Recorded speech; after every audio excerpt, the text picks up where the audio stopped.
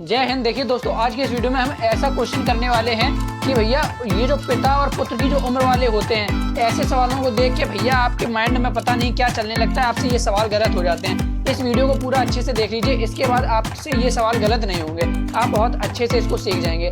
आपका ये class 10th maths NCERT की जो एक्सरसाइज, आपकी जो 2 चर वाले रैखिक समीकरण है ना, उसके जो आपके ये प्रश्न होते हैं उससे ये लिया गया है। ठीक है, ऐसे सवाल ने जिन जिन बच्चों को बहुत परेशान किया है, इस वीडियो को छोड़ के मत जाना। ठीक है, देखो क्वेश्चन क्या है कि पिता की उम्र पुत्र की उम्र की 7 गुनी है। ठीक, 2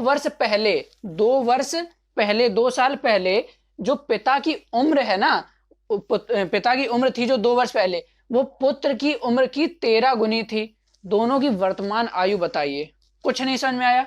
अब समझ में आएगा। देखो, अब पिता की उम्र पुत्र की उम्र की 7 गुनी है। अब है मतलब अभी की बात कर रहे हैं, है ना। तो सबसे पहले तो आप ये मान लीजिए कि पिता की उम्र कुछ होगी और पुत्र की उम्र कुछ होगी, है ना। तो उसको हम मान लेते हैं कि भैया माना, यहां पर लिखेंगे हम क्या, माना पिता की उम्र बराबर, अब यहां से हम इसका सॉल्यूशन कर रहे हैं। ठीक है, सॉल्यूशन कर रहे हैं सवाल का। तो माना पिता की उम्र बराबर x वर्ष मान लीजिए। ठीक है, और यहीं पर जो पुत्र की उम्र है, पुत्र की उम्र ये हमने मान लिया भैया जी कि ये है y वर्ष। अब आपने ये मान लिया ना कि पिता की उम्र x वर्ष और पुत्र की उम्र y वर्ष। अब जो आपसे कंडीशन कह रहा है उस कंडीशन को रखिए। बस अगर आप इस कंडीशन से समीकरण बनाना सीख गए तो उसके बाद सब कुछ आसान ही आसान है। ठीक है, तो भैया जी यहां पर बताइए कि पिता की उम्र पुत्र की उम्र की 7 गुनी है, यानी कि पिता की उम्र क्या है भैया, पिता की उम्र है x, ठीक है, और पुत्र की उम्र है y। अब x और y को अगर हमें समीकरण बनाना है, क्योंकि भैया ऐसे जो सवाल हैं ये समीकरण का सवाल है, ये समीकरण से ही हल होगा। समीकरण अगर हमें इसको बनाना है तो क्या करना पड़ेगा, बराबर का चिन्ह लगाना पड़ेगा। आपको हमने बताया है कि समीकरण मतलब क्या होता है, इधर कुछ लिखा हो इधर कुछ लिखा हो और बीच में बराबर का चिन्ह हो तो ये समीकरण कहलाता है। ठीक है, अब हमने x बराबर y लिख दिया, क्या ये सही है? बताओ भैया, क्या ये सही है? ये सही नहीं है, क्योंकि पिता की उम्र और पुत्र की उम्र बराबर थोड़ा ही होगी। अब इसको सही कैसे करेंगे? तो पिता की उम्र पुत्र की उम्र की 7 गुनी है। एक एक चीज समझना, बहुत ही बेसिक से आपको बता रहे हैं, एक एक चीज समझना। ठीक है, तो पिता की उम्र हो गई भैया x और पुत्र की उम्र हो गई y। तो ये जो पिता की उम्र है यानी कि x, ये पुत्र की उम्र की 7 गुनी है और पुत्र की उम्र है y। तो y की जो 7 गुनी है वो क्या है, x है, यानी जो x है वो y का 7 गुना है। तो अगर y को x के बराबर लाना है तो भैया इस y में हमें 7 से गुणा करना होगा। ये समझ लो, ये बहुत बच्चों को नहीं समझ में आता। ये 7 क्या पता 7x बराबर y लिख दें। क्यों ये किया वो समझ में आपको आया? पहले तो हमने x बराबर y लिख लिया, लेकिन x बराबर y सही नहीं है। अब सही कैसे करेंगे? ये जो कंडीशन दी है, तो पिता की उम्र x थी, पुत्र की उम्र y थी, और ये जो पिता की उम्र है ये पुत्र की उम्र की 7 गुनी है, यानी कि पिता की उम्र x बराबर पुत्र की उम्र y की 7 गुनी, यानी 7 का मल्टीप्लाई। आई होप दोस्तों आपको समझ में आया होगा। ये आपका बन गया समीकरण नंबर 1। ठीक है, ये जैसा प्रश्न ने कहा वैसा हमने किया। तो यहां पर आप एक ऐसे लिख देंगे प्रश्नानुसार, प्रश्नानुसार यानी कि प्रश्न के अनुसार। ये जो काम हमने किया है ना, ये हमने प्रश्नानुसार किया है। समीकरण 1 बन गया। ठीक है, अब दूसरी कंडीशन क्या कह रहा है कि 2 वर्ष पहले पिता की उम्र पुत्र की उम्र की 13 गुनी थी। तो अब जरा बताओ कि 2 वर्ष पहले, अब हमें इस कंडीशन से भी क्या करना है, एक समीकरण बनाना है। 2 समीकरण बन जाएंगे तो विलोपन विधि या प्रतिस्थापन विधि से आप उसको हल कर लेंगे, एक्स वाई के मान आ जाएंगे, तो भैया दोनों की वर्तमान उम्र आपकी आ जाएगी। ठीक है, एक एक चीज को ध्यान से समझिए।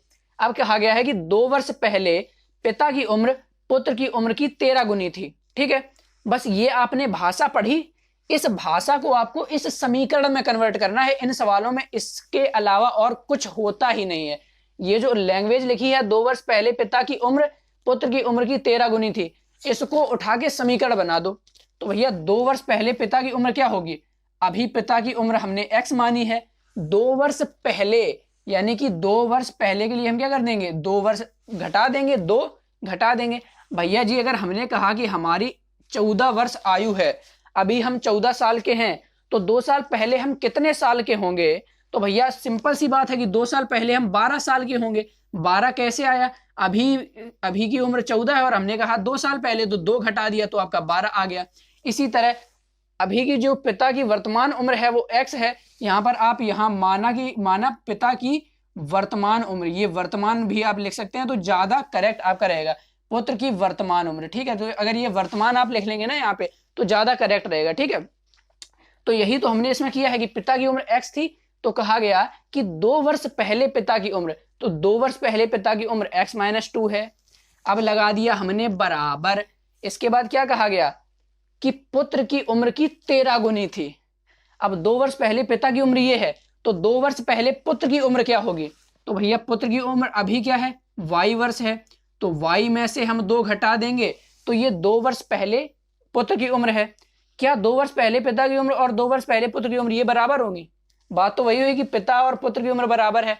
अरे बाप बेटा एक बराबर थोड़ा ही हो सकता है जी, बाप बड़ा होगा बेटा छोटा होगा, तो ये और ये बराबर तो अभी नहीं हो सकता। इसीलिए कंडीशन क्या दी गई है कि 2 वर्ष पहले पिता की उम्र, 2 वर्ष पहले पिता की उम्र x - 2 पुत्र की उम्र की 13 गुनी थी, यानी कि पुत्र की उम्र y - 2 की 13 गुनी के बराबर, यानी कि ये बराबर ये तब होगा जब इसका हम क्या कर देंगे? 13 गुना कर देंगे। यानी 2 वर्ष पहले पिता की उम्र बराबर है 2 वर्ष पहले पुत्र की उम्र के 13 गुने के। आई होप दोस्तों आपको समझ में आ गया होगा। ठीक है, ये हमारे पास ये एक समीकरण बन गया। इसको थोड़ा अंदर इसमें मल्टीप्लाई करा लो। x - 2 बराबर 13 का y में कराएंगे तो 13y माइनस 13 का 2 में कराएंगे तो 13 दूनी 26 आ गया। ठीक है, अब इसके बाद क्या है भैया, जो ये ABCD वाले हैं यानी x और y वाले ये एक तरफ और संख्या वाले डिजिट वाले एक तरफ, तो यहाँ पर हमने x लिखा, ये 13y है ना, ये इसी x के साथ आप इधर मिला लीजिए इसको, क्योंकि ABCD वाले एक तरफ रहते हैं और जो डिजिट वाले होते हैं संख्या वाले वो एक तरफ रहते हैं। तो भैया ये x था, ये 13y था, इसको हमने इधर किया तो ये प्लस का था, तो ये बॉर्डर पार इधर आके माइनस का 13y हो जाएगा। पक्षांतर करेंगे इस 13y का तो इधर आके माइनस का हो जाएगा। बराबर यहाँ माइनस का 26 पहले से लिखा है, लिख दीजिए। अब ये माइनस का 2 है तो ये इधर आएगा, संख्या वाले एक तरफ करने हैं, तो माइनस का 2 जब इधर आएगा बॉर्डर पार तो ये प्लस का 2 आपका बन जाएगा। सिंपल सी बात भैया। अब क्या है, x माइनस का 13y बराबर में माइनस का 26 प्लस का 2, माइनस प्लस माइनस होता है तो 26 में से 2 जाएगा तो 24 आएगा। और चिन्ह किसका आएगा भैया? चिन्ह उसी का आएगा जो संख्या बड़ी होगी उसके सामने वाला चिन्ह। तो 26 बड़ी है, उसके सामने माइनस है तो इसका चिन्ह माइनस का 24। ये सब बेसिक बातें हैं भैया, ये आपको क्लास 10th में कौन बताएगा। ठीक है, अब ये प्लस माइनस किया तो 26 में से 2 गया तो 24 आ गया, और ये माइनस का था 26 क्योंकि बड़ा था तो यही माइनस की 24 आपकी आ गई। इतनी तो आपकी बात समझ में आ गई। ये आपका बन गया समीकरण नंबर 2। अब देखिए जरा, यहाँ पर ये जो x का मान है ये 7y दिया है समीकरण 1 में, तो अगर हम इसको समीकरण 2 में रख दें x की जगह ये 7y, तो भैया यहाँ 7y हो जाएगा, यहाँ माइनस 13y हो जाएगा। अब केवल y और y में ही समीकरण बन जाएगा, एक चर बन जाएगा, तो हम y का मान आसानी से निकाल लेंगे। y का निकल आएगा तो इसी एक में y का मान रख देंगे तो x का मान भी आपका निकल के चला आएगा। इतना सा करना है भैया, आओ कर लेते हैं। अब देखो हम क्या लिख देंगे, यहाँ पर आपको एक लैंग्वेज लिख देनी है कि समीकरण 1 से x का मान या x बराबर 7y, x का मान क्या है 7y, समीकरण 1 से x बराबर 7y समीकरण नंबर 2 में रखने पर, समीकरण नंबर 2 में रखने पर ये आपको लिख देना है। दोस्तों आई होप आपको बहुत ही मजेदार तरीके से समझ में आ रहा होगा। चलिए आगे देखते हैं। तो भैया जी समीकरण 2 में x की जगह क्या करना है, पहले तो लिख लो समीकरण 2, x माइनस 13y बराबर में माइनस 24, ये आपका समीकरण दिया है। ठीक है, दिख रहा है ना, यहाँ तक तो दिखेगा आपको। ठीक, अब x की जगह आपको 7y रखना है, तो यहाँ रख दो भैया जी 7y माइनस का 13y बराबर में माइनस का 24। अब यहाँ पे शायद जगह खत्म हो गई है तो हम इसको थोड़ा आपके लिए इधर कर देते हैं। चलिए, तो भैया जी माइनस का 13y प्लस का 7y प्लस माइनस माइनस होता है, तो 13 में से 7 जाएगा, कितना बचेगा 6 बचेगा। तो भैया आपका आ गया 6 और y, और भैया चिन्ह किसका आएगा, जो संख्या बड़ी होगी। तो 13 बड़ी है, उसके सामने वाला चिन्ह माइनस का है, तो ये माइनस का 6y बराबर में माइनस का 24। अब ये देखिए माइनस और माइनस सामने है, ये माइनस से माइनस आपका उड़ जाएगा, कट जाएगा। अब y का मान निकालना है तो y को इधर रखेंगे और बराबर में ये 24 है और 6 का पक्षांतर कर देंगे, तो 6y के साथ गुणे में है भैया 6y लिखा है। 6y मतलब क्या होता है, 6 गुणे में y। जब एक ABCD वाला हो, एक अंक हो, तो उसके बीच में क्या होता है, हमेशा गुणा होता है। तो ये जो 6 है ना, ये y के साथ गुणे में था, तो इधर जब बॉर्डर पार आएगा बराबर के इधर, तो ये बटे में चला जाएगा। ठीक है, चलिए अब इसके बाद y बराबर 6 एक कम 6, 6 चौको 24 घट गया, तो y बराबर 4 आ गया। और ये क्या था, वर्ष था, तो y बराबर आपका 4, अरे वर्षा नहीं जी, वर्ष वर्ष। ठीक है, तो चलिए ये आपका y बराबर 4 वर्ष आ गया। y क्या थी, पुत्र की वर्तमान उम्र थी भैया, पुत्र की आयु थी, तो भैया पुत्र की आयु आपकी निकल गई। अब ये जो y बराबर 4 है ना, y बराबर 4 समीकरण 1 में रख दीजिए, तो आपका x का मान यानी पिता की उम्र निकल आएगी। समीकरण 1 में रखने पर, ये लिख दीजिए समीकरण 1 में रखने पर, समीकरण 1 में रखेंगे तो x बराबर 7y है, 7y। तो x बराबर 7 गुणे में y की जगह क्या लिखेंगे आप, 4 लिखेंगे यहाँ, तो x बराबर y की जगह 4 लिखेंगे, 4, y का मान 4 आ गया ना, तो 4, 7 चौके 28, तो ये x आ गया आपका 28 वर्ष। यानी कि क्या हो गया भैया, पिता की दोनों की वर्तमान उम्र क्या है, तो पिता की वर्तमान उम्र यहाँ पर आप लिख देंगे एक लाइन में कि पिता की वर्तमान उम्र, यहाँ जगह थोड़ी कम बची है, अब आप लोग अपनी में लिख लीजिएगा, पिता की वर्तमान उम्र क्या होगी, x मानी थी, तो x क्या आ गया, 28 वर्ष आ गया ना, x मानी थी जो कि क्या है 28 वर्ष है। और भैया जी पुत्र की वर्तमान आयु, पुत्र की वर्तमान आयु, ऐसे डैश डैश ना लगाइएगा, आप पेपर में पूरा लिखिएगा, ठीक है, बराबर y मानी थी y वर्ष, तो बराबर में आपका क्या है 4 वर्ष।